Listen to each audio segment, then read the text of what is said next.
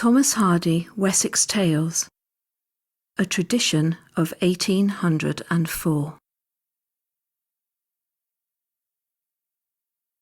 The widely discussed possibility of an invasion of England through a Channel tunnel has more than once recalled old Solomon Selby's story to my mind. The occasion on which I numbered myself among his audience was one evening when he was sitting in the yawning chimney corner of the inn kitchen with some others who had gathered there, and I entered for shelter from the rain. Withdrawing the stem of his pipe from the dental notch in which it habitually rested, he leaned back in the recess behind him and smiled into the fire. The smile was neither mirthful nor sad, not precisely humorous, nor altogether thoughtful. We who knew him recognised it in a moment. It was his narrative smile. Breaking off our few desultory remarks, we drew up closer, and he thus began. My father, as you mid know, was a shepherd all his life, and lived out by the cove 4 miles yonder, where I was born and lived likewise, till I moved here shortly afore I was married. The cottage that first knew me on the top of the down near the sea, there was no house within 1.5 miles of it. It was built a purpose for the farm shepherd, and had no other use. They tell me that it's now pulled down, but that you can still see where it stood by the mounds of earth and a few broken bricks that are still lying about. It was a bleak and dreary place in winter time, but in summer it was well enough, though the garden never came to much, because we could not get up a good shelter for the vegetables and currant bushes, and where there is much wind, they don't thrive. Of all the years of my growing up, the ones that bide clearest in my mind were 1803, 4 and 5.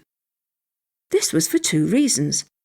I had just then grown to an age when a child's eyes and ears take in and note down everything about him, and there was more at that date to bear in mind than there has ever been since with me.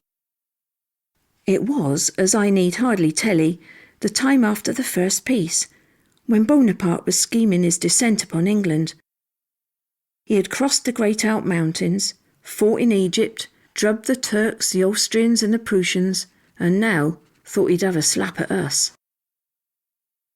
On the other side of the Channel, scarce out of sight and hail of a man standing on our English shore, the French army of 160,000 men and 15,000 horses had been brought together from all parts and were drilling every day.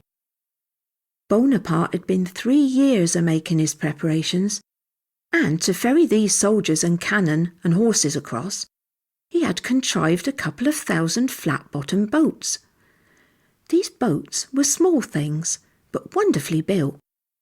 A good few of them were so made as to have a little stable on board, each for the 2 horses that were to haul a cannon carried at the stern. To get in order all these and other things required, he had assembled there 5,000 or 6,000 fellows that worked at trades, carpenters, blacksmiths, wheelwrights, saddlers and what not. Oh, 'twas a curious time.